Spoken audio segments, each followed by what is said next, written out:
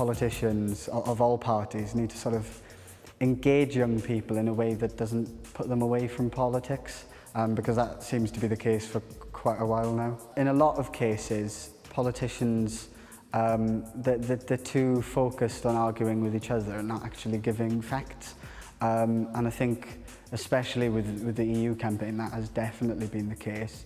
And I think young people in particular, especially with things like Twitter, where you can write in under 150 characters, people are interested in short, specific points, whereas a lot of the time politicians can be quite long-winded and very convoluted, and it's very confusing. I mean, I myself have been confused and I'm already engaged with politics. I was taught as a kid that decisions are made by people who show up. It was sort of an anti-establishment type revolution that's taken place, and it's inspiring people. Even though I can see, Remainers can be upset by it, but you've got to admire what's taken place. It's the first time in probably the continent of Europe a democratic decision has sort of freed a country without a bullet being fired. That's in, through the ballot box we made a decision. So it's, like I said, it's those who turn up make the decisions, and that's what people should be inspired by. Even now in general elections, council elections, your vote does clearly count if you get out there and voice it.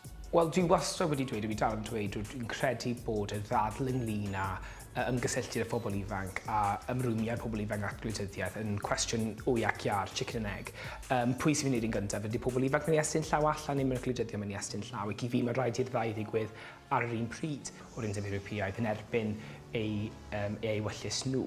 Felly mae'n amlwg, felly mae rhaid sicrhau fod y strwythurau go iawn ar gael I atseinio lleisiau pobl ifanc. If the government did show a faith in the young people and allowed people of 16 and 17 to vote, then that would have encouraged the youth. It would have been a massive decision. It would have been all over the social media, news outlets. People would have been more aware of it. It would have been a bigger change. Whereas 18-year-olds, they might not have registered to vote. If they were told 16, 17, 18-year-olds how to vote, they would have gone out and voted. And I think the other key point is people didn't even register to vote. They found out too late.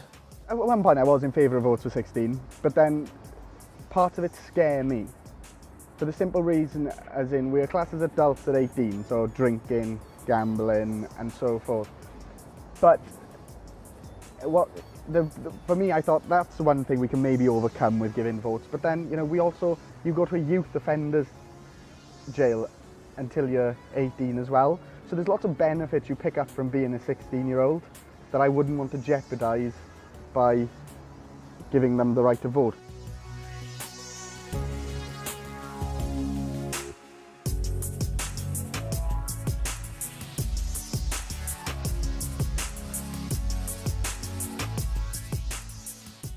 Would be just not understanding the true reason to why we need to go and vote, because a lot of youngsters find that we don't get the information that we need and not being down to our level then and actually understanding the true meaning behind going to vote.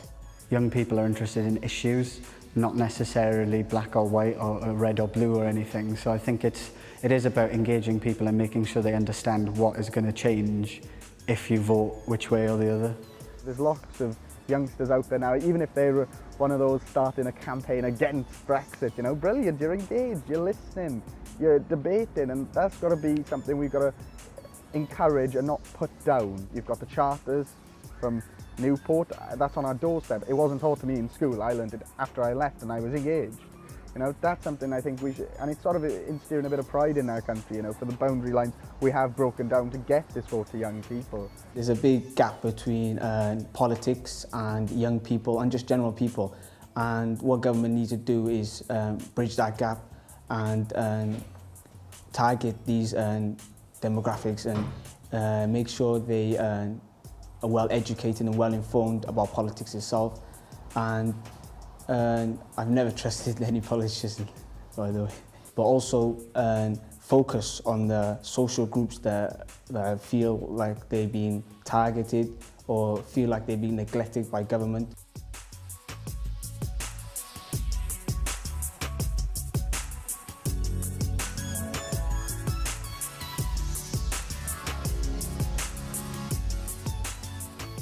My piece of advice to Theresa May is to do another referendum. That's my only fear.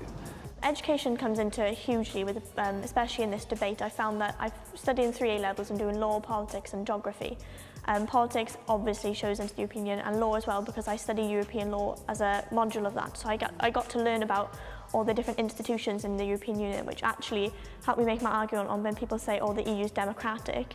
I've actually studied how it works and how legislation is passed through in that legal system, so I've understood that properly and not just from scaremongering on a certain side of the campaign. I'd give advice to Theresa May to engage young people to vote from the grassroots level. If people aren't voting in the local elections for their councillors, local MPs, they ain't going to bother to vote at all, and they're not going to be interested in day-to-day politics. So I think that's the major key to get people engaged. Teaching them through schools, news outlets being more jargon-free. People don't know some of the terms that people are using. So I think that's the key in getting young people engaged in politics. People don't wake up and decide, I'm going to be a doctor. They are given science lessons throughout their entire education and they learn to enjoy it or they learn to not enjoy it. And I think it's the same with politics. If we're showing what it does to us and how it influences us, just little things like, okay, how much is university going to cost me? Can I afford to rent? Can I vote? Should I be voting at a younger age? If you're not shown to look at these things and think for yourselves, it doesn't happen until much later on in life when things like taxes are affecting you a lot more heavily than they do at a certain age. The one piece of advice I'd give Theresa May is bringing in politics into schools at an early age. This will give our young people more knowledge from an early age about what's going on in the UK. I think to engage young people from a youth practitioner point of view, there needs to be some sort of training course for them to go on, to go out and teach politics in a youth community setting. So youth workers, things like that, to be taught how politics will influence young people and how they can help young people understand and go to register to vote online to make sure that they can vote. Because I think that's one big thing, is people move around so much at a young age, they don't always make sure that they're on the electoral register. I feel like the reason that not many people voted now is because previous governments sort of alienated the youth with youth cuts, specifically facilities like this, youth centres, so hours are being cut, small kids are just on the street doing whatever, so if you're taking away what kids enjoy, they're not really going to try to back or to get involved with whatever politics is going on, so I think that's the reason why most young people didn't vote, is just from previous generations of politicians and government. My one piece of advice for the Welsh First Minister is to lead the Brexit in a way that inspires younger people. There's lots of opportunities out there now, you know, you've got all the tech companies that are going to face huge tax over in Ireland. If he makes a negotiation with Theresa May and tries to be more positive about it, those are new skills, jobs and opportunities for young people here in Wales. Os oeddwn ni yn Carwyn Jones neu Theresa May, bysa'n dweud i edrych ar y strwythurau sydd gennych chi ar gael ar gyfer pobl ifanc ac edrych eto i weld os ydyn nhw wir yn cynrychioli pobl ifanc. Ac os ni'n credu bod nhw yn digon cynrychiolaethol, gwyfynau'r pobl ifanc i ategu hynny, nid jyst mynd â geiriau eich hun.